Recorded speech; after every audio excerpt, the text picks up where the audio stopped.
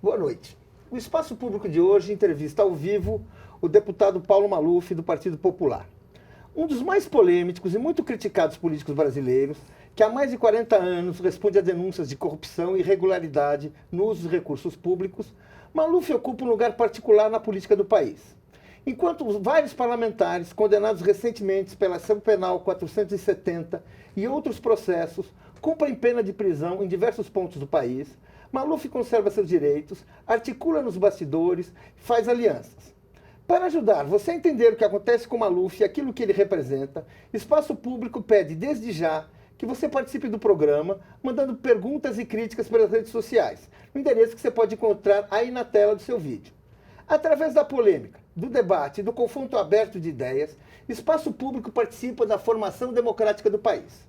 Para fazer essa entrevista, contamos com o apresentador da TV Brasil, Florestan Fernandes Júnior, e com a jornalista convidada, Sinara Menezes, da revista Carta Capital.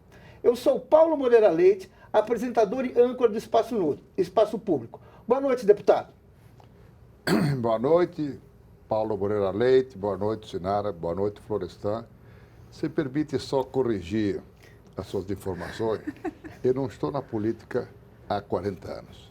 Eu estou há 47. Meu primeiro cargo foi presidente da Caixa Econômica Federal em 67. E acho que sou um político em extinção, porque estou há 47 anos no mesmo partido. Não conheço no Congresso nem no país quem ficou 47 anos no mesmo partido. Segundo, estou na mesma casa há 48 anos. Depois que entrei na vida pública, não mudei de casa, é a mesma. E tem o seguinte, Paulo, estou casado com a mesma mulher há 59 anos. Deputado, antes de prosseguir o programa, a gente tem como norma, eu faço uma primeira entrevista aqui para entrar no aquecimento, né? E eu gostaria de colocar uma questão para o senhor, que na configuração atual da política brasileira, eu acho que a gente pode dizer que o senhor ocupa um espaço privilegiado. Eu vou dizer por quê. Porque pelo menos desde 1970, o senhor é alvo de denúncias. No caso, foram aquelas denúncias dos Fuscas para a seleção brasileira. Veja você, posso fazer um adendo? 1970, a seleção brasileira saiu do Brasil derrotada. Aí eu mandei um telegrama autorizado pela Câmara Municipal de São Paulo para a delegação que estava no México, em Guadalajara, dizendo o seguinte: se trouxerem o tricampeonato, nós daremos um fusquinha. Até riram de mim, porque a Itália dava Ferrari, o próprio presidente Médici, na ocasião, deu cota de bilhete de loteria, deram tudo. Bom, eles vieram para cá e eu cumpri. Mandei a mensagem para a Câmara Municipal, que aprovou, e perante 2 milhões de pessoas no Anhangabaú, dei um fusquinha para o Pelé, para o Carlos Alberto, para o Rivelino, para o Tostão, para o Leão, para o Jairzinho. Deixa eu continuar, deputado. Por favor, deputado. Você interrompeu a pergunta. Não, mas espera, você vai perguntar. Você acha justo que eu tenha sofrido uma ação popular de um indivíduo que quis se notabilizar processando Paulo Maluf e eu tivesse que, durante 36 anos, cada eleição, ter que justificar improbidade administrativa? Mas como? Os carros não estavam na minha garagem. Estavam na garagem do jogador. Deixa eu então explicar. Prefeito. Bom, e fui absolvido. Perfeito, então você fez um introito falando, tem tantas pessoas aí condenadas. Eu não sou juiz, mas o que eu quero dizer para você é muito claro. Eu fui muito processado, mas graças a Deus, nunca provado e nunca condenado. Exato, mas era sobre isso que eu queria falar. Jamais, a gente tem uma experiência para não ficar entrando no mérito de que, afinal, quem é culpado e quem não é. A gente não vai julgar isso aqui. Agora, o que eu digo que o senhor tem privilégio, porque o senhor teve o privilégio de ter sempre o direito a apresentar recursos, a se defender mais uma vez, mas me e outra vez... Não, você está no Estado Democrático de Direito, onde é que você está? Exatamente. Mas quer dizer, não pode fazer recurso? Claro que pode. O senhor tem todo o direito Ainda de fazer... Ainda bem, olha, agradeço a você de ser um democrata, claro, viu? Claro, mas o que eu quero dizer é o seguinte, o senhor conseguiu exercer esse direito, que outros políticos não estão conseguindo exercer neste momento. Os políticos que estão presos neste momento no Brasil, eles só tiveram direito a um único julgamento, sem poder apresentar um único recurso. É isso que eu estou dizendo, que caracteriza uma situação de privilégio, deputado. Não, privilégio o senhor nenhum. é privilegiado porque o senhor teve Dá direitos licença. que outros não tiveram. É isso que eu gostaria que o senhor comentasse. Bom, eu vou comentar e vou dizer para você. A Constituição existe para todo brasileiro que nasceu no Brasil. E eu, pura e simplesmente, obedeci à Constituição porque nunca fui condenado de maneira penal que precisei fazer um recurso. Uma outra condenação em primeira instância, nós ganhamos em segunda, como foi o caso dos Fusca. Isso era uma Mas já que o senhor me injustiça interrompeu, eu vou brutal. interromper. Espera. Outros não conseguiram apresentar segunda instância. Mas espera um O senhor pouquinho. me interrompeu, agora eu estou interrompendo para Mas explicar. espera um pouquinho, Paulo. Você Também o acha senhor que eu espera. cometi uma improbidade dando um fusquinha pro Pelé que deu alegria para 100 milhões de brasileiros? Mas o senhor não acha que a justiça brasileira, falam muito que ela é lenta? No caso, parece que a justiça só é lenta para alguns, para outros ela é rápida. Para o senhor, por exemplo, ela é lenta. O senhor nunca enfrentou um trânsito em julgado porque seus processos prescreveram, muitos deles. Não é verdade. O senhor acha Você, que, me o senhor acha desculpe, que eles... com todo o respeito, esse programa é ao vivo. Então você devia ter vindo aqui um pouco mais informado sobre a vida do Paulo Maluf. O Bem, senhor não enfrentou Não, você não nunca um veio trânsito em informado. julgado. Eu sou obrigado a dizer isso para você. É verdade ou não é? Que vamos- vários Não dos é seus verdade, não, processos senhora. Eu nunca prescreveram. tive condenação penal. E as questões cíveis, eu as ganhei todas. Vários Todas. processos do senhor Mas prescreveram. o senhor ganhou processos que duraram, o senhor teve direito de transferir segundo os recursos. Eu não estou pera, dizendo que não são você direitos disse que errados. prescreveu, Mas então o você senhor... não tem que... Espera um pouco, espera um pouquinho. Você disse que prescreveu, você tem aqui um programa de televisão e tem que tentar mudar a lei. Mas vocês não vão querer fazer uma lei especial para condenar o Paulo Maluf. Não, mas a minha pergunta foi, o senhor acha que Não, a isso que é justiça uma é injustiça. lenta para todos ou é rápida para não, alguns senhora, e lenta você para não anda, outros? você não anda 1 quilômetro na cidade de São Paulo sem uma obra minha. Bem, Você por não favor, anda em nenhuma das 645 cidades do Essa é uma estado. questão que eu deputado, queria tem 10 levantar nós obras para o vamos minhas. discutir depois. Quer dizer, eu Você sou tá querendo- votado nas 77 mil urnas Certo, do o estado. senhor está- Então você está criticando a população de São Paulo. Deputado, o senhor está antecipando. Vamos, antes de prosseguir essa entrevista, que já começou quente, não é? Bastante quente. Vamos saber um pouco mais sobre a vida do deputado Paulo Maluf. Roda o VT, por favor. Aos 83 anos de idade, o deputado federal Paulo Salim Maluf é um dos mais polêmicos políticos brasileiros. Maluf nasceu numa das famílias mais ricas de São Paulo. Na USP, chegou a participar do Grêmio dos Estudantes da Escola Politécnica. Depois de fazer carreira como empresário, tornou-se presidente da Associação Comercial de São Paulo. 3 anos mais tarde, foi presidente da Caixa Econômica e, em 1969, indicado prefeito de São Paulo pelo general Arthur da Costa e Silva. Em 1978, Maluf abriu uma dissidência na Arena, partido de apoio ao regime militar, para disputar e vencer a eleição indireta para governador de São Paulo. Em 1985, disputou e perdeu a presidência da República no colégio eleitoral. Foi derrotado por uma aliança entre Tancredo Neves, candidato da oposição, e José Sarney. 4 anos mais tarde, ao concorrer uma segunda vez à presidência da República, na primeira eleição direta no fim do regime militar, Paulo Maluf ficou em 5º lugar. Em 2008, candidato mais uma vez a prefeito de São Paulo, ficou em 4º lugar com 6% dos votos. Como executivo, 2 vezes prefeito, 1 vez governador, Paulo Maluf sempre se destacou pela construção de grandes obras de engenharia, que modificaram o cartão postal da cidade de São Paulo e também do estado. No 3º mandato como deputado federal, esteve entre os mais bem votados do país. Em 2000, chegou a receber 739 mil votos. Em 4 décadas de vida política, a carreira de Paulo Maluf também foi marcada por frequentes acusações de corrupção. O deputado sempre se disse inocente das denúncias, mas chegou a ser preso pela Polícia Federal em 2005. Em 2009, acusado de realizar transações financeiras sem o devido lastro, seu nome está na lista vermelha da Interpol, o que o impede de se deslocar para um dos 181 países integrantes da Polícia Internacional, sob risco de ser preso. Bem, voltamos aqui à entrevista. Eu vou Posso fazer comentar? uma pergunta. Posso fazer uma pergunta? O senhor já comenta em cima da Não, pergunta. vocês falaram aqui Isso- num videotape 3 minutos. Eu posso comentar? Assim não vai Não, que o videotape está errado. Em primeiro lugar, eu não comecei como presidente da Associação Comercial. Comecei como presidente da Caixa Econômica Federal. Depois fui prefeito, e não nomeado pelo Costa e Silva. Fui prefeito nomeado pelo governador Abreu Sodré, porque era da Constituição brasileira que os prefeitos, fossem de Manaus, fossem de Recife ou de Porto Alegre, eram nomeados pelos respectivos governadores. Eu fui dentro da regra. Era a Constituição. Quer dizer, não foi uma Constituição feita para o Maluf, foi feita para o país. Depois, eu fui secretário dos transportes. Só depois é que eu fui presidente da Associação Comercial de São Paulo. Bom, não tem nenhuma importância eu ter 83 anos na fala de vocês, eu tenho 82, mas se Deus quiser, vou fazer 83. Depois quero dizer o seguinte para vocês, que é muito importante. Não é que eu fui eleito o mais votado do país, das 3 vezes 2. Eu fui votado em todas as 77 mil urnas do Estado de São Paulo. Não teve uma urna que não teve alguém que foi lá e depositou o voto em mim. Por quê? Porque, repito, não tem uma cidade no Estado de São Paulo, por menor que seja, que você nunca ouviu falar.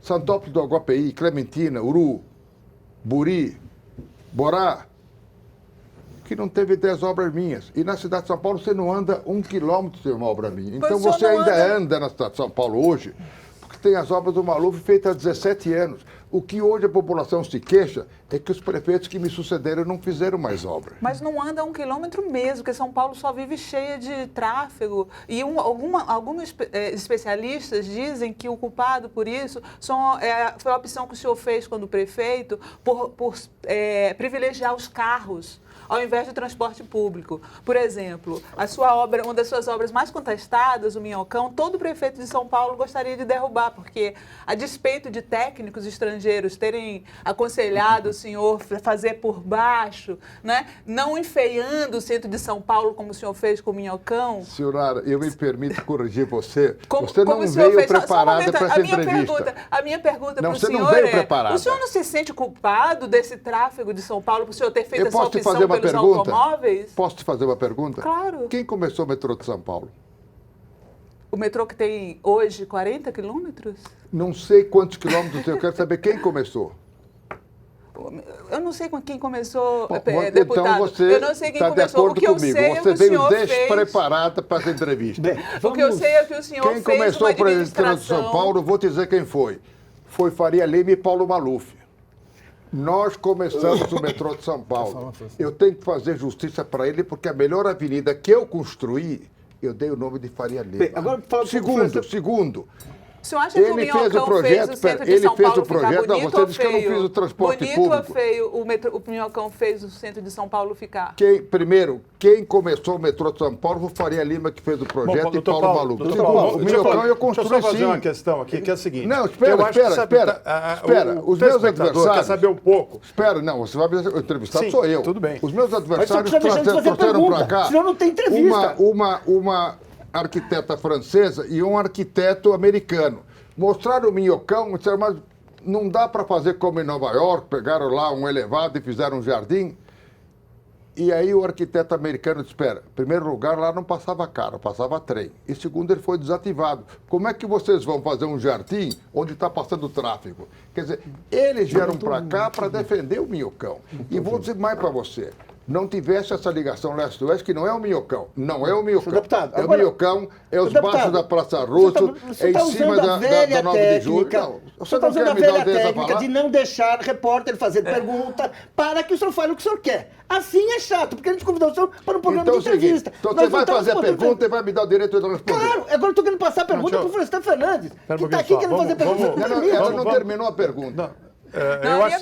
A minha pergunta é, o senhor não se arrepende de ter privilegiado o automóvel em São Paulo, causando os problemas de trânsito que São Paulo tem hoje? Essa é a minha pergunta. Não só não me arrependo, como o governo atual do PT, do Partido dos Trabalhadores, fez a desoneração de IPI para que a indústria automobilística não entrasse em crise. Porque a indústria automobilística entrando em crise, quantos milhares são demitidos? Então, espera, foi este governo que privilegiou a indústria automobilística. Segundo, eu construí obras viárias sim, eu dei emprego, eu coloquei materiais de construção que estavam sendo produzidos para serem consumidos. Eu fiz a cidade de São Paulo com as avenidas que eu fiz, Faria Lima, a Roberto Marinho, a Jacu Pêssego, muito mais humana. A cidade de São Paulo hoje é 10 vezes melhor Até a o cidade de São Paulo Kassab que eu queria vivi. derrubar o Minhocão, deputado. Bom, Minhocão, eu vou dizer então. posso Agora, fazer uma questão? não, eu quero responder o Minhocão. O Minhocão não é um Minhocão. São 12 obras. Começa na pasta Padre Péricles e tem o Minhocão de 2 quilômetros, que foi construído em 1 ano e 1 mês. Que saudades do tempo que se fazia uma obra dessa em 1 ano. Hoje se faz em 10 anos. Segundo, os baixos da Praça Russo. Terceiro, passa em cima da 9 de julho, viaduto do Café. Deixa eu responder.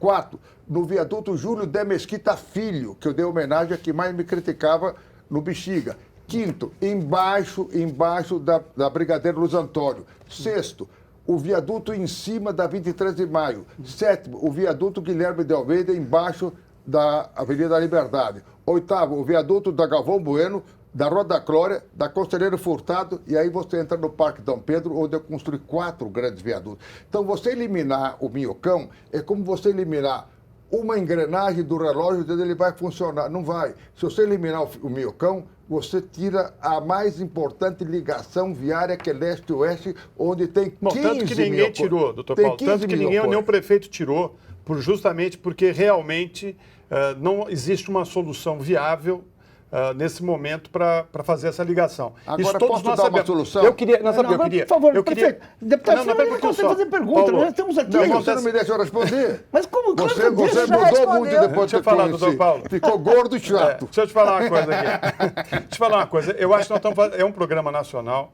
né? Nós estamos ficando muito com São Paulo, né? Fica chato para quem não é de São Paulo e que está assistindo. E o senhor tem muita coisa para falar do Brasil, né? E da sua carreira como político. E eu queria retomar o tema que nós estávamos antes, que é essa questão da Interpol.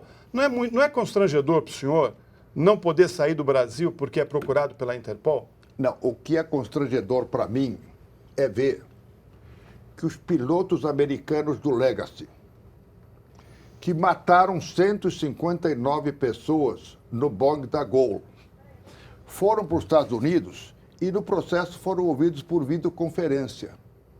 Ora, eu não estou condenado, só querem me ouvir, porque o processo começa com a sua oitiva. Então eu disse, eu sou brasileiro e a minha Constituição é brasileira. Eu quero ser ouvido ou por videoconferência, como foram os pilotos do Legacy, ou por carta rogatória, que é a nossa Constituição. Eu quero ser ouvido por um juiz brasileiro. Ninguém pode obrigar nenhum dos 192 milhões de brasileiros de tomar um avião e ir para os Estados Unidos, ir para a França, para a Inglaterra e para o Japão para responder um processo. O processo tem que ser feito aqui. E quero dizer mais para você. Eu gostaria que o atual governo tivesse comigo 1% da vontade que eles tiveram de defender a permanência no país daquele terrorista italiano condenado na Itália e na Europa. Eu gostaria que o governo brasileiro protestasse junto ao Ministério Público de Nova York para dizer o seguinte: o senhor Maluf está à disposição para falar, mas ele quer falar no seu país de acordo com a lei brasileira. Aqui não é quintal de ninguém. Senhor Maluf, tem um internauta... Então não vou. Agora, se querem me ouvir aqui, eu estou aqui. Tem um internauta que lembra... Vocês não me convidaram aqui? Eu não vim de livre espontânea vontade? Claro! Mas aqui Eu não sou obrigado a vir, eu estou polícia. aqui. Claro!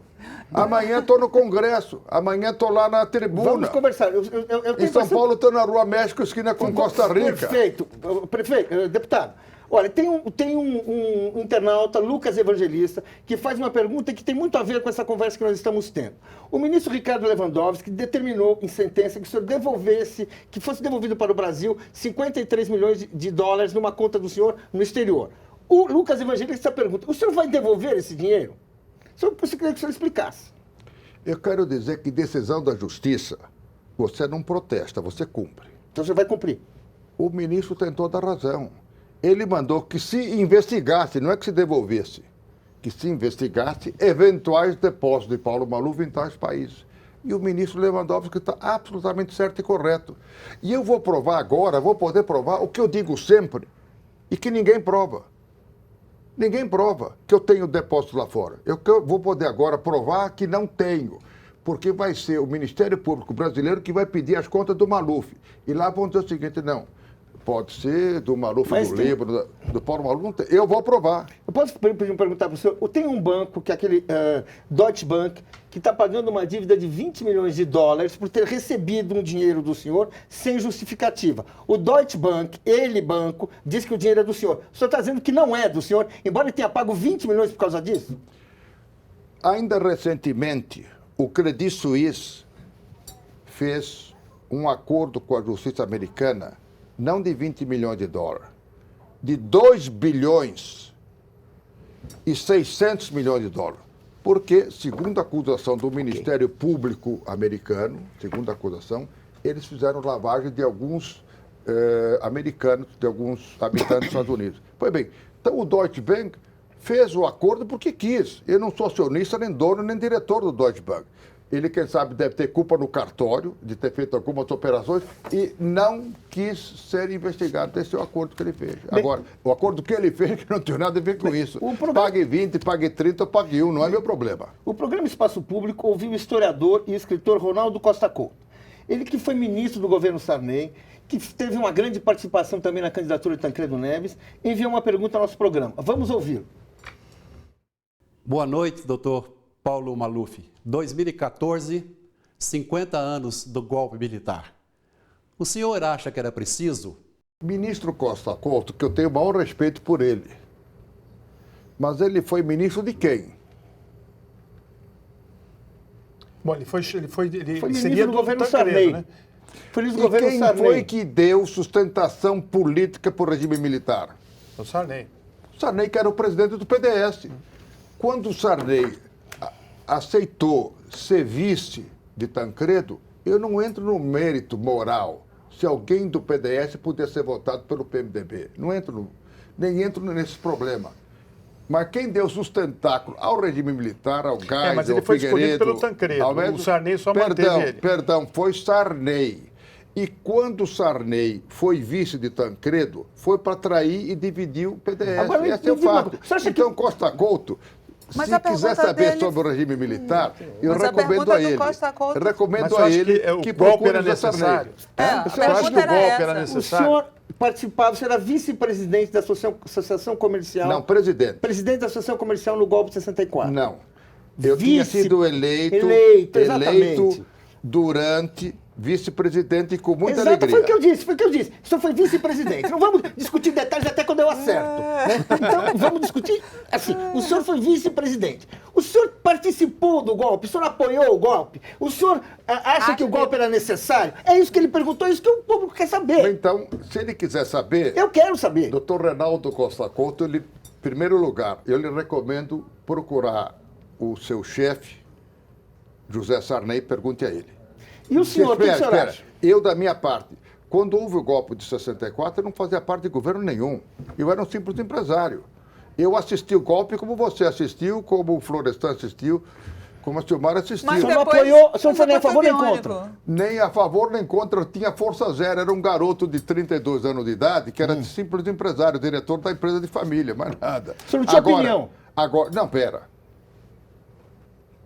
Como não participei, eu não quero nem me arrepender, nem apoiar. Tá. Agora, quero dizer o seguinte, que nós temos aqui um viés muito errado no Brasil, da autofagia. Todo mundo critica quem passou no governo. Hoje mesmo, estando com um parente do Juscelino, estavam criticando, eu disse, não, peraí. O Brasil não pode criticar o Juscelino, porque o Juscelino descobriu o Centro-Oeste. Se o Brasil produzia 2 milhões de toneladas de soja quando o Juscelino foi presidente, ele descobriu o Centro-Oeste, que hoje produz 100 milhões de toneladas de soja por ano e salvou a economia do Brasil. Então, se você vai, por exemplo, para Itália, Roma, você vê o Panteão. O Panteão foi feito em 1500 e qualquer coisa, quando o Brasil estava sendo descoberto. Aquela cúpula, ninguém sabe, nem os engenheiros sabem como é que conseguiram fazer aquela bruta cúpula de catedral quando não tinha concreto armado. Está lá, por exemplo, as figuras mais expressivas da Itália. Você vai para Paris, você vê o Tombeau de Arco do Napoleão, Triunfo. L'Éclat des Invalides. Quer dizer, Napoleão, quando invadiu a Rússia, assassinou, levou para o massacre 500 mil franceses. Que você volta para 1812, quem sabe agora, 200 anos depois, representasse 20 milhões de franceses. No entanto, ele não foi tratado de assassino dos franceses. Ele é tratado como um dos homens que aumentou as fronteiras da França. Então, está lá. Então, nós temos que olhar todos aqueles que fizeram a história do Brasil, fossem Jango Goulart, Jânio Quadros, Juscelino, fosse o regime militar e fosse hoje a presidenta Dilma, como aqueles que ajudaram a construir cada um dos Então, sujeitos do você acha que Brasil. o Se governo o Brasil militar hoje teve é o a lado sétima bom? economia do mundo, nós devemos a todos esses presidentes. Bem, é o seguinte, nós já estamos estourando o tempo aqui do primeiro bloco, eu vou fazer um pequeno intervalo, vou chamar os nossos internautas a darem sua opinião através das redes sociais. Em breve nós retornamos com a entrevista ao vivo com o deputado Paulo Maluf.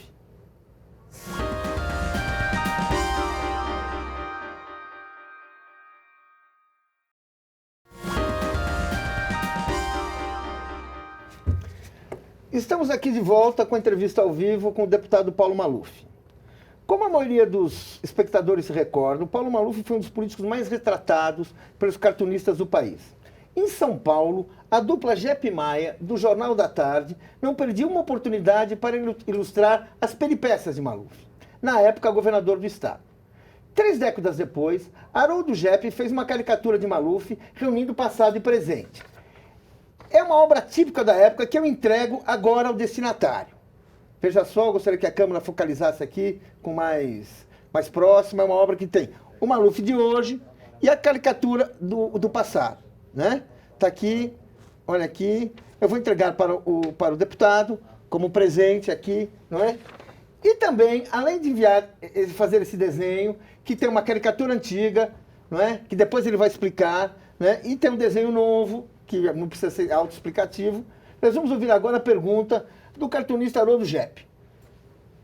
Senhor Paulo Maluf, gostaria de saber do senhor sobre aquela série de capas do Jornal da Tarde, de abril de 1983, que o senhor prometeu achar petróleo na bacia do Rio Paraná. Como o senhor não cumpriu, eu gostaria de saber o que o senhor sentia olhando aquelas capas. Curiosidade do desenhista aqui. Eu não entendi bem, 73? 83. Foi de 83, ele disse. Não.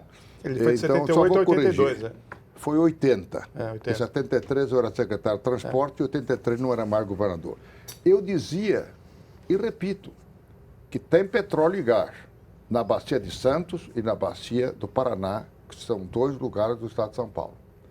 Eu comecei a perfurar em 80 para 81.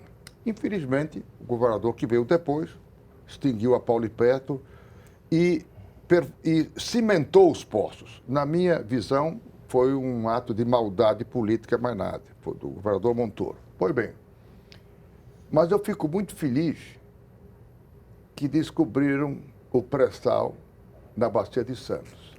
E por que a minha sensação que tinha? Porque do lado de lá, na África, na Nigéria, em todos os países africanos, tem petróleo. E há milhares de séculos, o Brasil e a África, América do Sul e África, eram um país só. Se do lado de lá tem, por que aqui não tem? Segundo, na Amazônia peruana tem petróleo. Eles tiram 110 mil barris por dia. Por que na Amazônia brasileira não tinha? E encontraram hoje, tanto é que tem anúncio até hoje no jornal, que a Petrobras vende gás da reserva de Urucu, no Amazonas, para onde está no valor econômico de hoje, para Manaus, a preço bem mais barato do que óleo diesel. Então, no Brasil tem. Agora, qual era o problema? A Petrobras perfurava 60 poços por ano. E os Estados Unidos perfurava 300 mil poços por ano. Essa era a dificuldade. E a Petrobras, eu digo aqui, provo e comprovo, só tinha interesse em abrir bomba de gasolina, para vender gasolina importada. 90% do petróleo era importado. Da onde?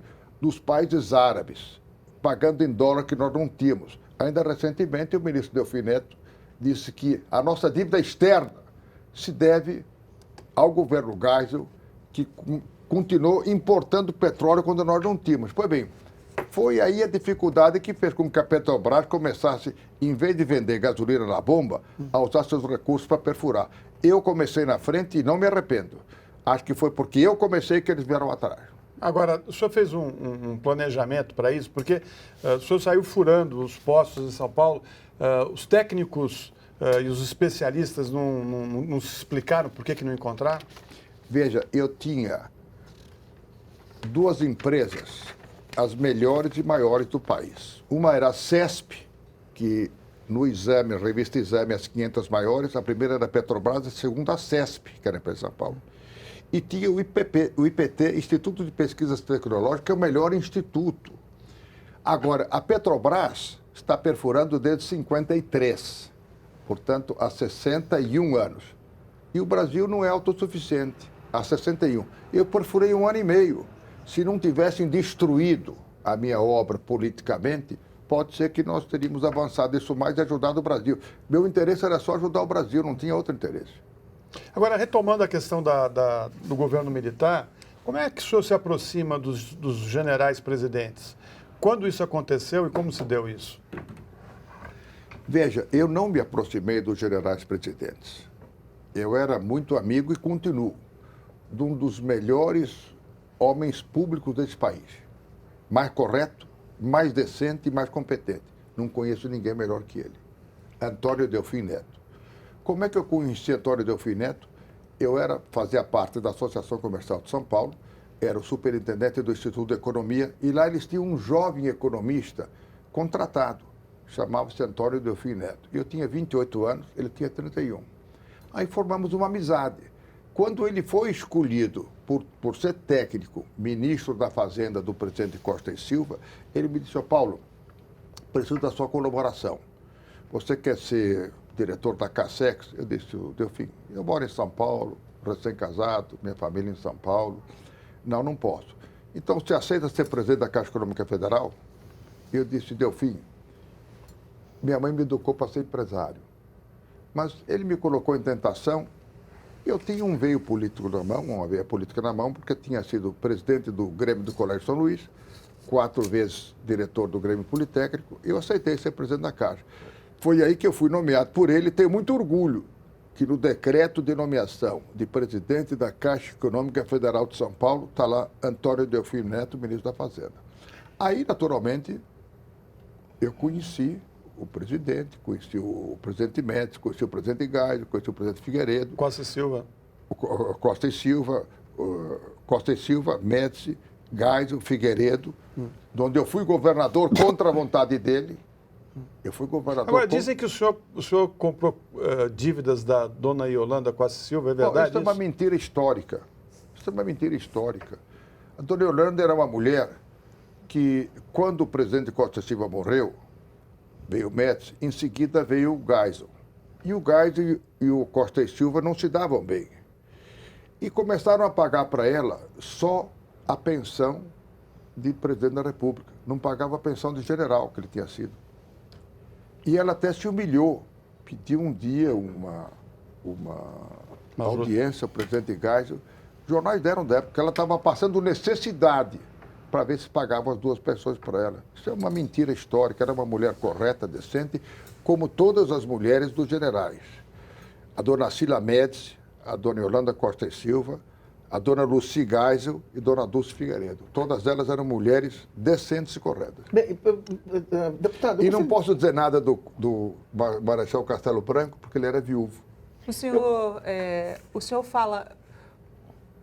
Eu tenho uma curiosidade a respeito de sua carreira política, que o senhor teve uma rivalidade longa com o ex-governador Mário Covas. Vocês eram rivais desde a época da Politécnica? Veja, essa é uma pergunta histórica. Ele estava 1 ano atrás de mim, na Poli. Nós éramos contemporâneos. Mas ele nunca se aquietou por estar 1 ano atrás de mim, porque ele era 2 anos mais velho. E a Poli era realmente um lugar dificílimo de você entrar. E não tinha alternativa. Só tinha 2 escolas de engenharia em São Paulo, Mackenzie e Poli. O exame era 16 de fevereiro, 14 horas para as 2. Quer dizer, ou você entrava, ou você voltava para casa para voltar no ano seguinte.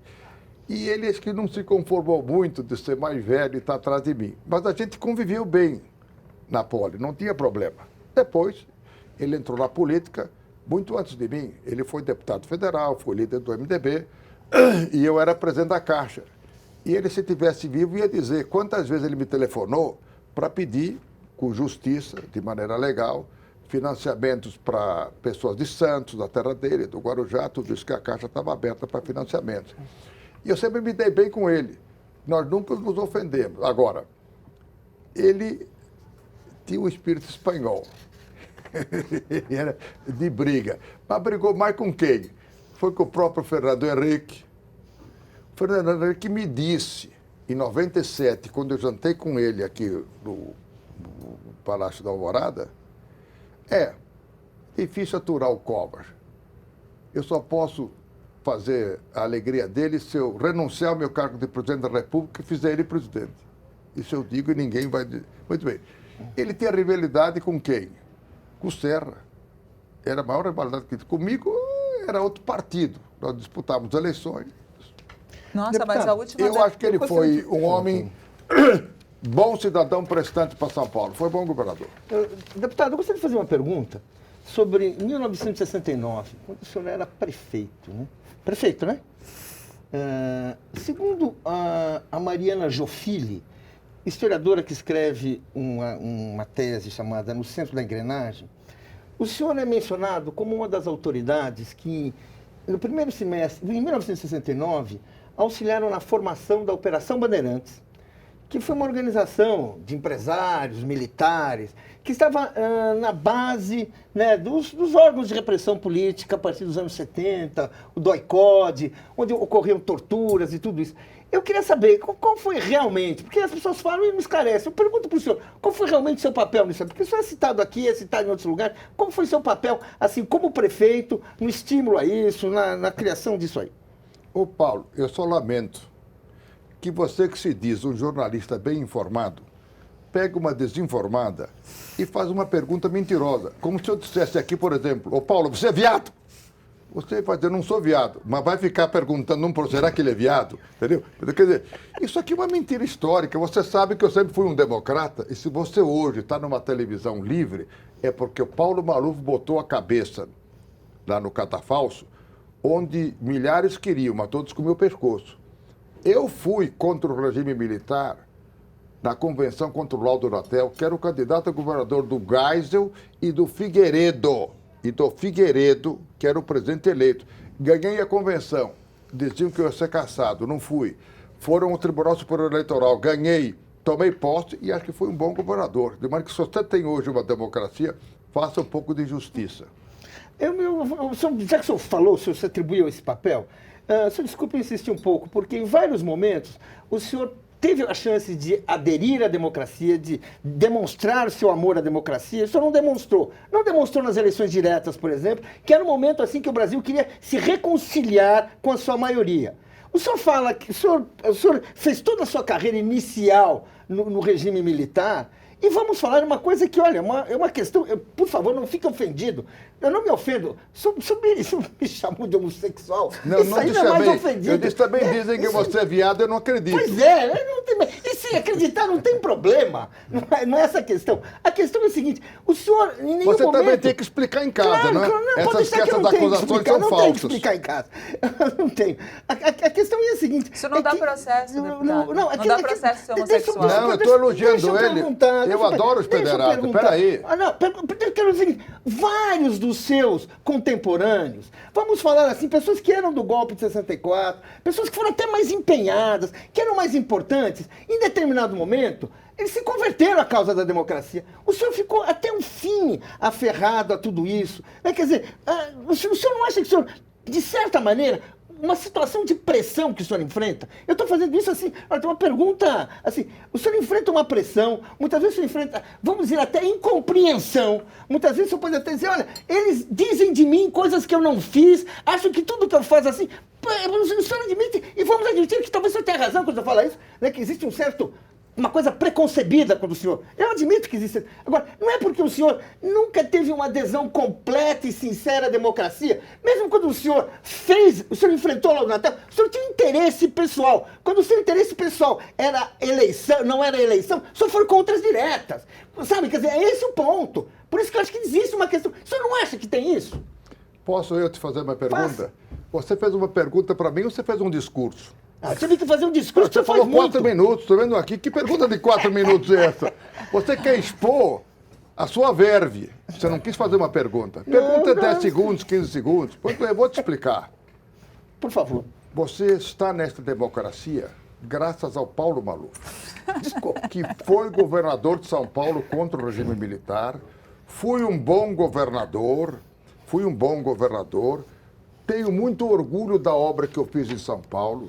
Se hoje você diz que está faltando água, é porque depois do Paulo Maluf ninguém fez uma obra como o Paulo Maluf fez na Cantareira. Esse é o problema. Se você hoje não pode andar na rua de São Paulo, é porque o Paulo Maluf deixava você andar porque metia a rota na rua e bandido bandão era bandido na cadeia. E eu fui sempre um democrata. Quer dizer, essa sua acusação é gratuita. O senhor não tem autocrítica alguma? É? O senhor não tem autocrítica? Não vê nada errado no seu passado? Eu devo ter feito alguma coisa errada, mas você que é jornalista devia saber o que eu fiz de errado. Mas o senhor não acha que o senhor Eu acho incrível, aos enriquece quando 82 admite anos, aos algum erro? 82 Como é que anos. admite? De repente alguém é Deus e Impressionante. nunca errou. Mas quando percebe algum erro... Esses erros que você falou, aí... Isso Doutor é Paulo, mentira. qual erro Que o senhor uma cometeu? jornalista falou que tinha Obama e o Paulo Maluf não tem nada Qual com erro o isso. senhor cometeu na vida aos 82 anos? Querida, se eu cometi algum erro, algum dia vai ser perante Deus. Mas essas agressões são de gente despeitada. Doutor Paulo. Deputado, eu vou Despeitada. perguntar aqui, o deputado... Despeitada. Vamos chamar uma Despeitada. terceira voz. Vamos chamar uma terceira voz. Nós ouvimos um deputado estadual, Geraldo Siqueira, que no início de 1980, tem um depoimento a falar sobre o que aconteceu com ele em São Paulo, quando ele foi usar da democracia durante o governo de Paulo Maluf. Ele tem uma história para contar. Doutor Paulo, o senhor era governador do estado em 1980 e promoveu o chamado governo itinerante, onde ouvia reivindicações nos bairros. Quando houve esse governo itinerante na freguesia do Ó, também houve uma manifestação de organizações populares que pretendiam ser ouvidos na audiência e marcaram uma pequena passeata até a administração regional. Houve pelo menos umas 300 pessoas reunidas numa força paramilitar composta por fiscais da prefeitura, seguranças de estatal e um núcleo dirigente da P2 do Serviço Reservado da Polícia Militar.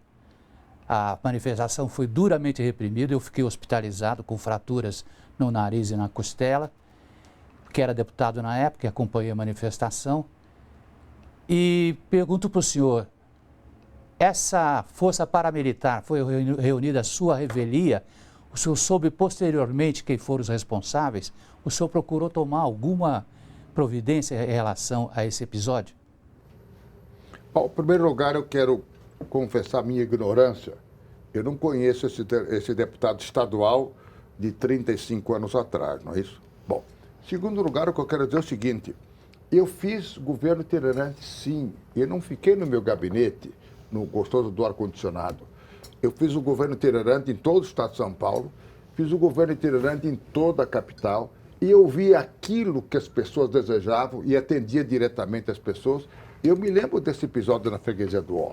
Aí foi uma briga de rua entre alguns arruaceiros e a escola de samba Roda... Espera, deixa eu falar, eu estou respondendo. Você quer responder por mim? Te dou a palavra. Não, eu não tenho que Mas você está inquieto aqui por quê? Cuidado. Bom, então, tem na escola de samba Rosas de Ouro, que são malufistas até hoje. Quando eles viram que queriam impedir que o governo itinerante trabalhasse, houve uma briga de rua.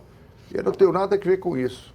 Isso não tem nada a ver com isso. Passados 34 anos, vem a primeira vez essa pergunta, eu quero dizer a esse deputado que desculpe que eu o desconheço, mas não tenho nada a ver com isso. Foi um deputado bastante conhecido, só para esclarecer então o nosso público, foi um deputado muito importante, foi um líder estudantil, fez muitas greves como líder estudantil da Universidade de São Paulo, apanhou muito, foi preso como líder estudantil. E, claro, depois ele fez carreira como deputado estadual. Mas, pera, não foi preso no meu mandato? Foi sim, porque eu era estudante na mesma época. Nós éramos Ele foi estudantes preso juntos. no meu mandato? Foi preso sim Mas era pelo deputado? DOPS. Não, ele era estudante. Quando o líder estudante ele foi preso, claro, depois ele se tornou deputado, foi eleito, ele está falando do momento que ele foi eleito. É muito conhecido, realmente é muito estranho que o senhor diga que não conhece, porque realmente era um deputado conhecido. No seu momento, era um dos mais importantes da Assembleia. Hoje em dia, ele é assessor do Ministério do Meio Ambiente, porque ele é um ambientalista, muito preocupado com as causas da natureza.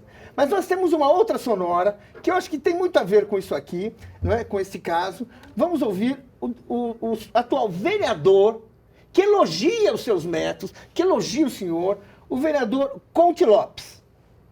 Pode rodar.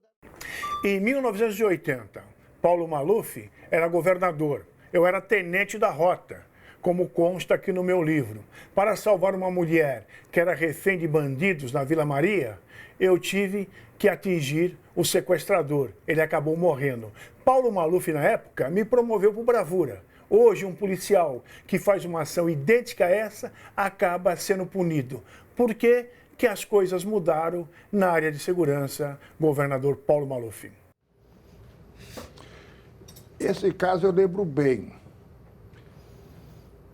Uma pessoa fez uma dona de casa refém, um bandido. E perante a mídia toda a televisão filmando, ele dava coronhadas na cabeça da mulher e a mulher sangrando. O marido dessa senhora e o Conte Lopes era um tenente da ativa da Polícia Militar, que eu tenho o maior respeito pela Polícia Militar de São Paulo. E o marido dizia, por que vocês não invadem e vão libertar a mulher? Ele invadiu, libertou a mulher. Você sabe que tem uma mídia que dá direitos humanos para os bandidos. Porque, para mim, direitos humanos são para os humanos que são direitos. Quando ele começou a ser criticado, eu trouxe ele no Palácio dos Bandeirantes, condecorei ele por bravura, porque ele enfrentou o bandido que estava armado, e o promovi para capitão. Essa é a verdade.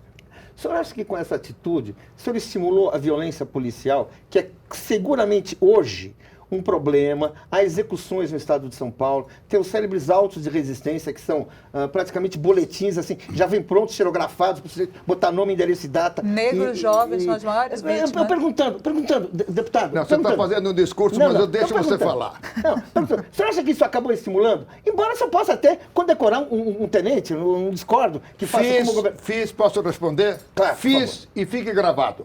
Não me arrependo. Comigo a rota tem que continuar a ir para a rua e defender a população boa. Tem que defender a dona de casa, o trabalhador, o estudante que vai para a escola. Hoje o que a gente está vendo, eu duvido. Você costuma ir para São Paulo, Paulo? Muito. Quanto? Quando é que você vai?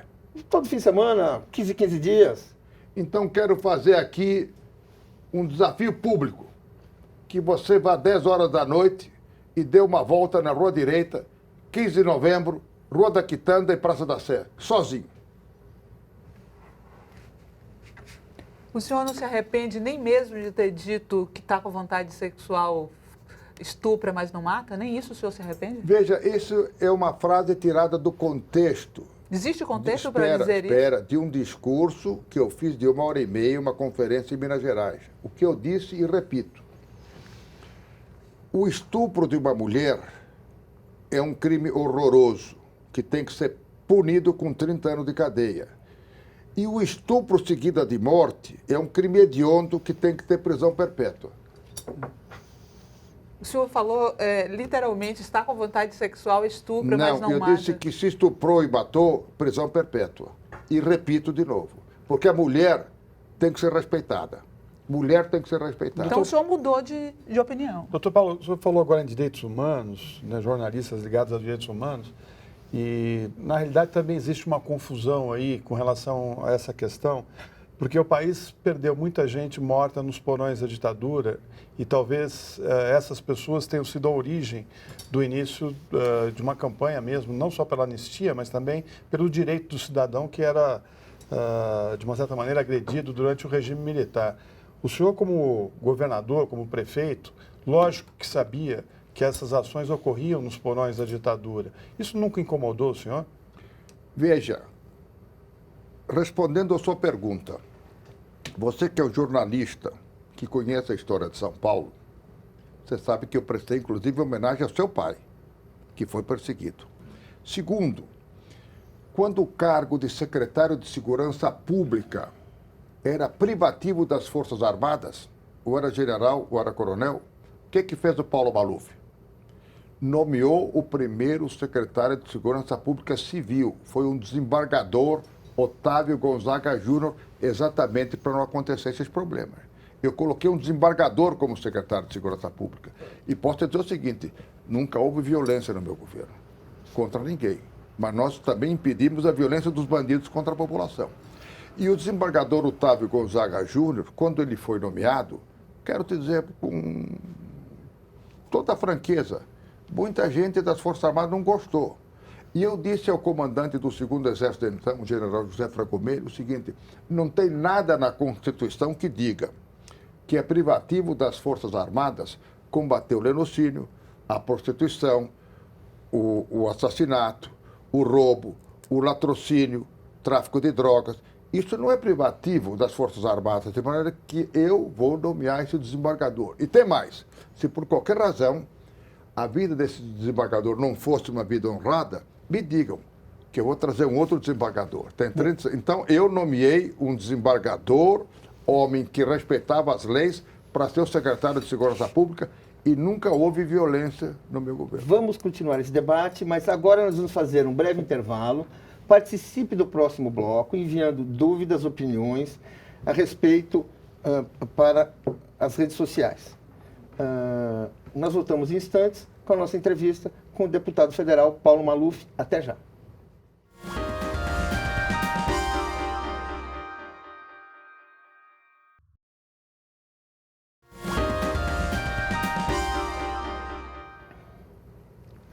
Estamos de volta com a entrevista ao vivo com o deputado Paulo Maluf. O senador Eduardo Suplicy mandou uma pergunta para o senhor. Vamos ouvir o que ele tem a dizer. Para prevenir e diminuir a criminalidade, a sua recomendação tem sido, sobretudo, deputado Paulo Maluf, colocar mais rota na rua. Como avalia os efeitos que poderão advir da instituição de uma renda básica de cidadania para toda e qualquer pessoa, não importa a sua origem, raça, sexo, idade, condição civil ou mesmo socioeconômica, como um direito de todos os brasileiros, conforme a Lei 10.835, aprovada pelo Congresso Nacional por todos os partidos, sancionada pelo presidente Lula há 10 anos, mas para ser instituída gradualmente. Eu queria dizer ao senador Suplicy que eu sou totalmente favorável à lei dele de renda mínima. Totalmente, nada contra. Agora, só tem uma maneira de você aumentar a renda de um país. É colocar ele para trabalhar.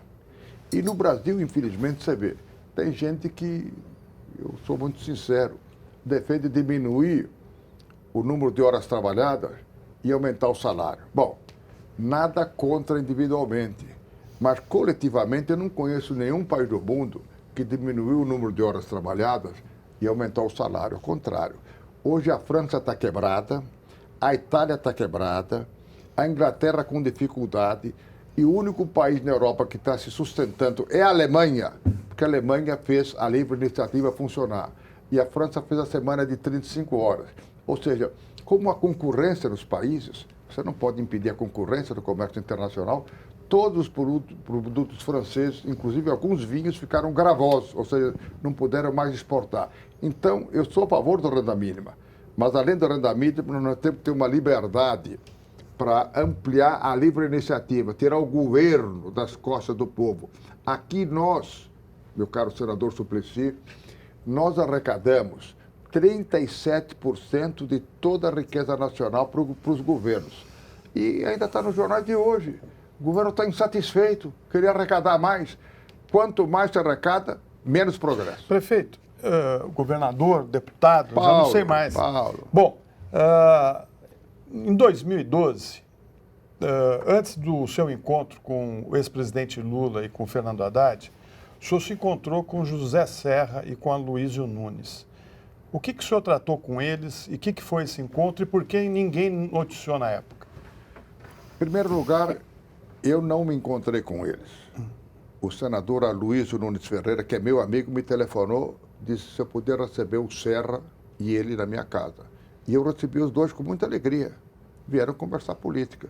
Agora, se eles vieram na minha casa, não me competia botar repórteres da porta para ser indiscreto. Se eles quisessem dizer que estiveram na minha casa, eles podiam dizer. Eu não ia dizer. Vieram 2 vezes, as 2 vezes foi uma conversa muito boa, muito elegante, uma conversa cada vez de mais de 2 horas. Nós não chegamos a nenhum acordo político, vou dizer por quê. Eu tenho muito respeito pela obra do Serra. Foi bom ministro, foi bom senador, foi bom governador, prefeito, pena que ele ficou só 1 ano e 3 meses. Mas aos 70 anos de idade, e estou dizendo eu que tenho 82, eu nunca poderia mais aspirar ao cargo executivo, porque o executivo precisa de gente mais nova. Segundo, quem já foi candidato a presidente da República, foi prefeito, foi governador, foi ministro, ser prefeito de novo aos 70 anos, eu disse, ô Serra, você quer usar o cargo para eventualmente ser um trampolim? Não, o prefeito de São Paulo tem que assumir o compromisso de ficar 4 anos e mais 4 se for eleito. Agora, você assinou um compromisso na Folha de São Paulo, na redação da Folha, num debate, e assinou que você não sairia da prefeitura antes dos 4 anos e você saiu. Então, eu só não apoio o Serra, não é porque eu não acho ele competente, ao contrário, acho dos empresários públicos mais competentes desse país. Mas ele tem uma gula acima do calendário. Isso não ia dar certo. Mas o senhor se tornou deputado federal e não teve cargo executivo porque quis ou porque não foi eleito? Quem? O senhor. E porque não fui eleito. Não foi por causa de idade? Eu fui candidato, olha, eu estou há 47 anos na vida pública, corrigindo o Paulo, que disse que era só 40. Eu me lembro que o senhor foi derrotado, inclusive, pelo Mário Covas, né? Foi a última eleição dele. Eu perdi a eleição dele, mas eu não fiquei com medo, fui para outras eleições, porque vida pública é vocação. É vocação. Então, se você escolhe o caminho da vida pública, é como um sacerdócio. Não é por um... Mas como o senhor está chamando o Serra de guloso? Porque ele foi eleito prefeito assinando que não sairia da prefeitura. Ou você não leu? Sim, mas o senhor foi candidato você leu a tantas assinatura? vezes. Você viu a assinatura dele? Quer dizer, ele pode fazer tudo? Até assinar e não cumprir? E não cumpriu. Depois ele foi eleito governador e podia ser candidato à reeleição, saiu para ser candidato a presidente. Entendi. Bom, foi o que ele fez e que, na minha visão, eu não estaria comigo mesmo confortável em apoiá-lo para prefeito, sabendo que ele ia ficar 1 ano e 3 meses, depois sair de novo para governador, para presidente. Eu quero fazer uma pergunta, não sei se tem a ver com a... Que assim, quando é que, em 1997, depois de ter sido prefeito de São Paulo, o senhor era um candidato quase que natural de uma parcela do eleitorado para a presidência do Brasil. Havia o Lula e havia o senhor, porque não havia reeleição naquela época. Eu queria que o senhor contasse a articulação que houve, o que aconteceu, qual o papel do senhor, como é que foi isso, que mudou o jogo. Bom, e tirou o senhor do jogo de 98. Eu fui contra a reeleição pelas mesmas razões hoje que Aécio Neves, do PSDB, lançado pelo presidente Fernando Henrique, é contra a reeleição que o Fernando Henrique implantou. E eu não preciso aqui dizer, vocês leem, a Folha de São Paulo publicou que votos foram comprados no Congresso, que naquele dia 28 de janeiro de 97, o Salão Verde corria empresário para lá e para cá, depois teve o tal de Mr. X que delatou que recebeu. Então, na realidade, é o seguinte, um pedaço do Congresso foi cooptado para apoiar a reeleição. Espera. Foi sangrado ali? Espera. Você lê jornal? Eu não sou obrigado a te informar. Agora, quem é contra a reeleição hoje? Aécio Neves. A pergunta que vocês tinham que fazer era para o Fernando Henrique. Por que o seu companheiro de partido, que o senhor lançou para presidente da República, é contra a sua ideia anterior? Você pergunta para ele. Pergunta ao Fernando Henrique. Quem está Mas, errado? no entanto, o senhor apoiou ele, né, para a presidência da República. Em 98 apoiei. Houve um acordo tácito com ele, feito no Palácio da Alvorada, num jantar, que ele ia ficar neutro na eleição, não ia apoiar o Covas. Ele não cumpriu. O que ele fez para eleger o Covas assim? Ele, depois de eleito presidente no primeiro turno, ele foi no teleprompter e pediu voto para o Covas. Ele podia ter feito, nada opor, mas comigo ele não cumpriu. Mas eu não guardo nenhum rancor, porque eu estou vivo, graças a Deus. Deus me deu saúde, estou exercendo bem meu cargo. Se alguém não cumpriu, eu estou dizendo aqui que ele não cumpriu. Agora, ele que veio a dizer... Agora, me diga uma coisa, doutor Paulo. O senhor foi uma unanimidade nos anos 90, na hora do embate político. Porque quando o senhor ia para o segundo turno, todos os seus adversários praticamente se uniam, principalmente o PT e o PSDB, contra o senhor. Isso aconteceu com o Mário Covas, aconteceu com a Marta, e hoje o senhor acabou apoiando o Fernando Henrique, depois apoiou o Lula, agora apoia a Dilma. O que mudou nesse jogo? Veja, não é bem assim, porque em 92, todos, inclusive o senador Suplicy, que era o melhor candidato do PT, no segundo turno, apoiado por todos, ele apanhou por quase 1 milhão de votos de diferença na urna, que não era bem assim. Agora, posso lhe garantir que quando o Covas, em 2000, eu estava no segundo turno com a Marta, que o Alckmin, apoiado pelo Covas e pelo presidente da República, não foi para o segundo turno. Fui eu com a Marta. E o Covas apoiou a Marta. A Marta se elegeu prefeita de São Paulo, o que ocasionou a derrota do PSDB em 2002, porque com a Prefeitura de São Paulo, com a Prefeitura de Ribeirão Preto, com a Prefeitura de Santo André, dando todo o apoio eleitoral ao Lula, o grande artífice da derrota do Serra em 2002 para presidente foi o Covas em 2000, quando fez a Marta ser prefeita. Porque se eu fosse o prefeito, eu não ia apoiar o Lula. E o Serra seria o presidente. Essa é que é a verdade das coisas. E o senhor vai apoiar o Lula por qual motivo?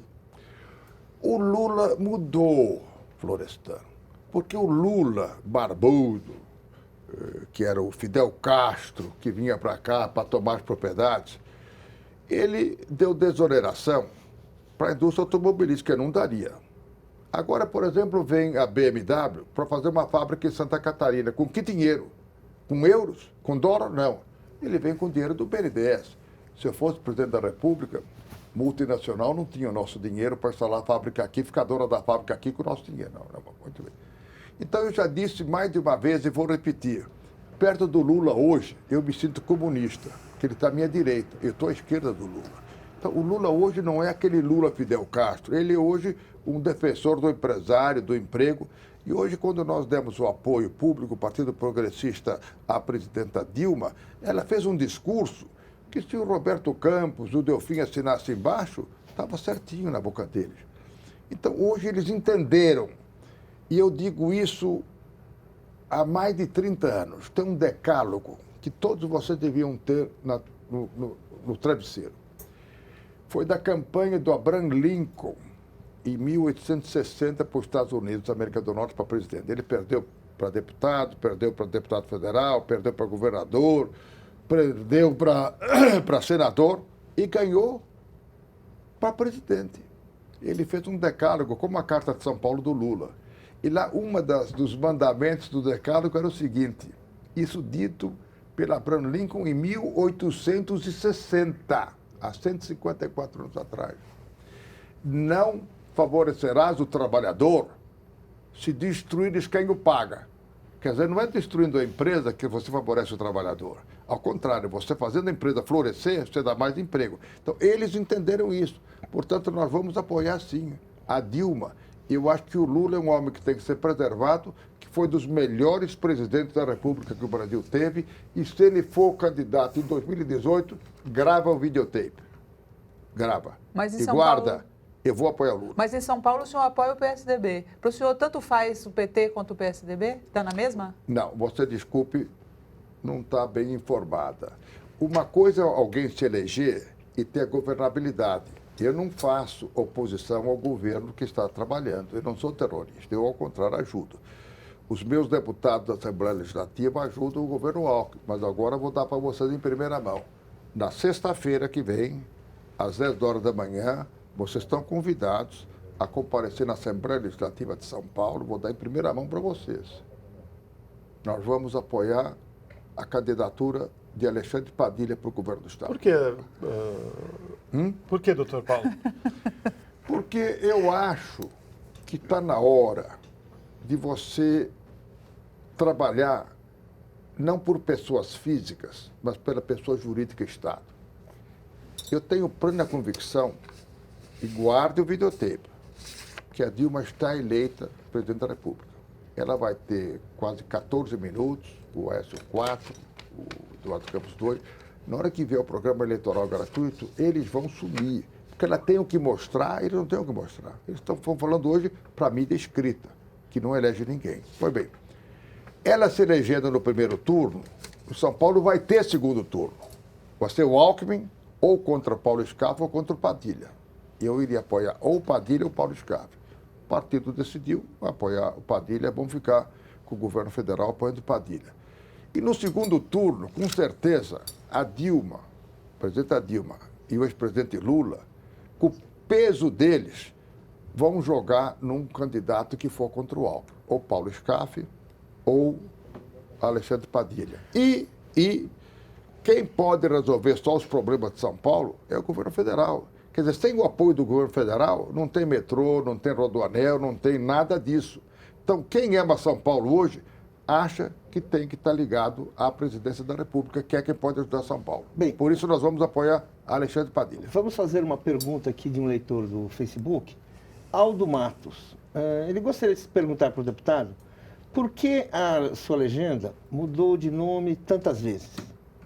Embora se possa dizer que é o mesmo partido, Partido Popular Progressista, foi tendo vários nomes ao longo do tempo. Por quê? Ele quer saber. Bom, quando a Arena foi dissolvida por lei, e o MDB foi dissolvido por lei, fundou-se o PMDB e o PDS. E aí, novos partidos, PTB, PDT do Brizola e tudo isso. Muito bem. O PDS foi sucedido pelo PPB. Por quê? Porque não foi a criação do novo partido, foi a fusão do PDS, o PDC e o PP. Esses três partidos, o PP que tinha sido fundado lá atrás por Tancredo, o PDC do Zé Maria Mael e o PDS se fundiram. Quer dizer, nós tiramos dois partidos. Então, fez-se o nome PPB. Agora, quando vocês, repórteres, falam PPB, o pessoal pensava que era PTB. Então, nós tiramos o B só. Coisa fonética. Tiramos o B. Vamos ouvir agora a pergunta enviada por um aposentado que nossa equipe ouviu nas ruas. Pode rodar o VT. Senhor deputado Paulo Maluf, eu gostaria de saber como é que o senhor se sente sabendo que o senhor é procurado pela Interpol e que não pode sair do país sob pena de ser preso. E outra coisa, o senhor sempre mencionou que todos os 450 milhões de reais que estão depositados no exterior não são seus e que isso aí foi a oposição que quis incriminá-lo. O senhor acha que uma pessoa, para incriminar, depositaria 450 milhões de dólares numa conta do exterior? Bom, acho que sobre a Interpol eu já respondi. E eu quero ser ouvido sim, porque não tem o processo, é bom que você diga, nem condenação. É que para começar o processo tem que haver oitiva. Perfeitamente. Eu estou de acordo. Mas a oitiva tem que ser aqui ou por videoconferência ou por carta rogatória perante um juiz brasileiro. Então, isso é uma excrescência que, na minha visão, o governo brasileiro tinha que proteger todos os brasileiros de uma agressão dessa. Segundo, os 400 milhões de dólares, como é que ele se chama? Não aposentado. José Luiz. Quero dizer para o senhor com um pouco assim de ironia, são 450 quatrilhões. Estão à sua disposição, são seus. Bom, doutor Paulo... Aliás, eu tenho dito e repito, há mais de 10 anos, o Florestan, seja correto comigo. Você é um jornalista decente. Há mais de 10 anos tem essa perseguição. Você já viu um documento, um conta corrente, um cheque, um cartão de crédito? Eles andaram mostrando uma conta lá nas ilhas... Jersey. Você viu algum documento sobre isso? Não, saiu no jornal, né? Saiu imagens de uma conta no seu nome lá. Não, senhor. Você não viu isso. São só acusações que sempre são repetidas, mas nunca provadas. Deputado, só posso perguntar, por que é difícil acreditar que seja tudo mentira? Só estou falando isso porque a gente repete, ninguém está falando aqui querendo nada, mas é difícil. Ele está perguntando, o telespectador está perguntando, por que é difícil acreditar que é tudo mentira? Você não precisa acreditar. Você que é jornalista tem obrigação de provar.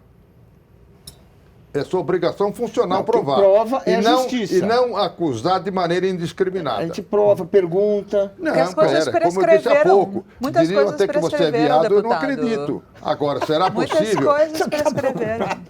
Você que teria que provar que não é, ou sou eu. Vamos voltar para... Lembrando que a sua participação é muito importante para nós. Envie suas dúvidas e opiniões para o nosso Twitter e nosso Facebook, que aparece aí na tela. Daqui a pouco, a gente retorna para o último bloco do nosso programa, com o deputado Paulo Maluf. Não saia daí.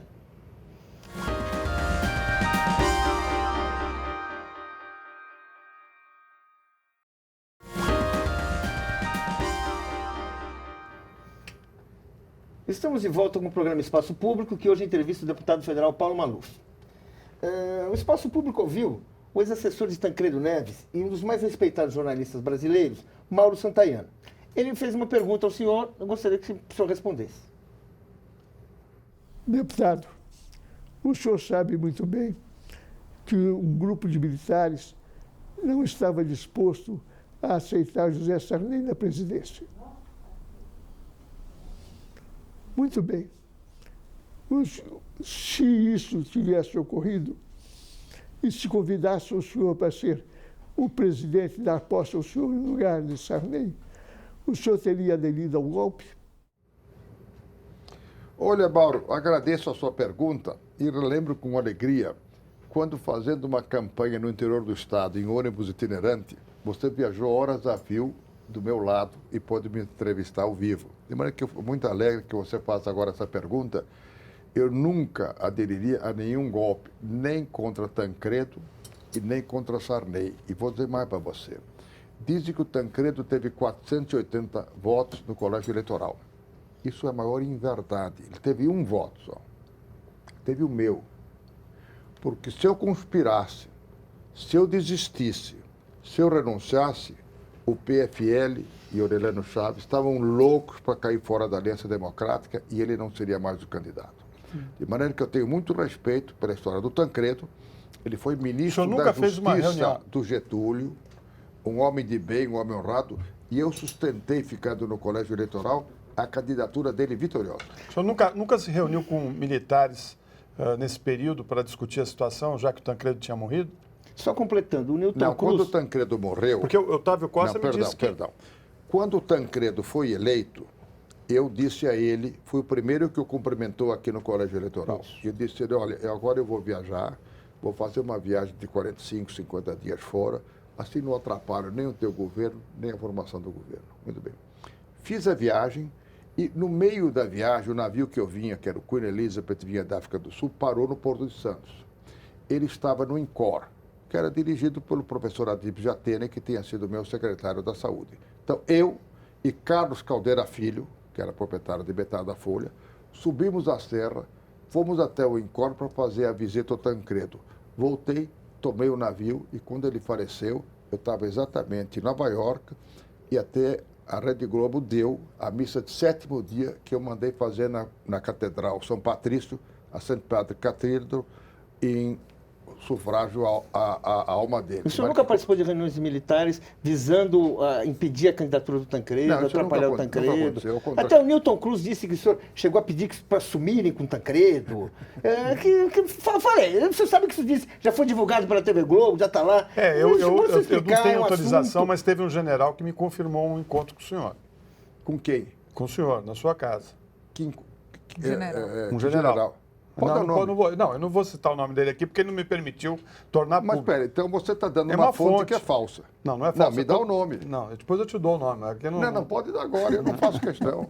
Então, fazer uma pergunta assim, olha, nós estamos aqui no último bloco, o Adilson Dias mandou uma pergunta para o senhor, que eu acho que é uma pergunta interessante. Qual o legado que o senhor acredita ter deixado ou que irá deixar para a política brasileira? Qual que é a... Posso emendar? O senhor acha que o malufismo termina com o senhor? Bem, em primeiro lugar, eu quero dizer que, graças a Deus, meu pai era economicamente independente. Meu avô, quando morreu, era a 6ª fortuna do Estado.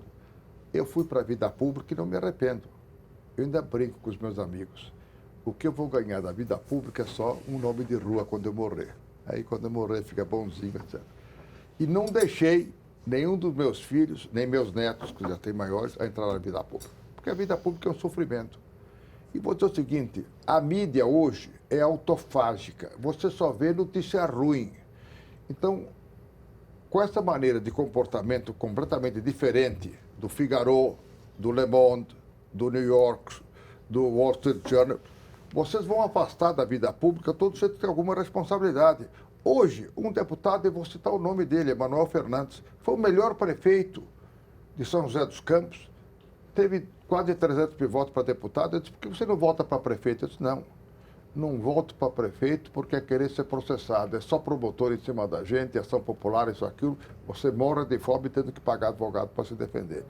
Então, o malufismo não sei se vai morrer, mas para mim malufismo é um estado de espírito. São aqueles que querem que se faça investimentos em benefício do povo. Ninguém fez mais casas populares do que o Paulo Maluf. Fiz 250 mil casas da minha vida pública, ou seja, uma cidade maior do que Campinas. Fala-se no Itaquerão, quem fez o bairro de Itaquera foi o Paulo Maluf, construiu lá 55 mil apartamentos, que a 60 metros quadrados por apartamento, são 3 milhões e 300 mil metros quadrados. E eu fiz de Itaquera mais do que o Juscelino fez aqui em Brasília. Eu fiz metrô, fiz avenidas, fiz estradas, fiz escolas, fiz hospitais. O meu legado, eu digo, é um legado de trabalho. Rapidamente, nosso tempo está terminando. Eu me lembro que em 85, na campanha para a presidência, eu passei um dia com o senhor, um domingo com a sua família, fazendo uma matéria especial para a TV Globo. E em algum momento eu fui ver um carro da sua mãe, que ela tinha carinho por ele e tal, e ela me disse no caminho que eu perguntei se o senhor era um bom empresário. Ela falou assim, olha, graças a Deus que o Paulo foi para a política, que o bom empresário da minha casa é o Roberto. O senhor acha que ela falava que o senhor era um bom político e que ele era um bom empresário? Era isso mesmo? Olha, deixa eu responder a pergunta. A minha pergunta tem a ver. É porque é o seguinte, o senhor foi educado em boas escolas, frequentou uma boa faculdade, teve muitas oportunidades na vida. O senhor acha que o senhor aproveitou essas oportunidades? Bom, em primeiro lugar, eu quero dizer que eu estudei em boas faculdades, sim, na Escola Politécnica da Universidade de São Paulo, que era o exame vestibular mais difícil do Brasil. Quer dizer, eu entrei por mérito. Até hoje é um dos mais difíceis. Eu entrei por mérito. Segundo lugar, eu concordo com minha mãe. Meu irmão Roberto Maluf, que está no céu, foi dos mais competentes empresários deste país. E se eu pude ficar na vida pública, é porque ele estava na empresa. Agora, eu quero perguntar para você, que carro você viu na garagem? Era um Rolls Royce. Então, você veja, isso em 1985, a mãe do Paulo Maluf já andava de Rolls Royce, não é? Ela andava com o carro ou ficava mais na garagem? Ela andava.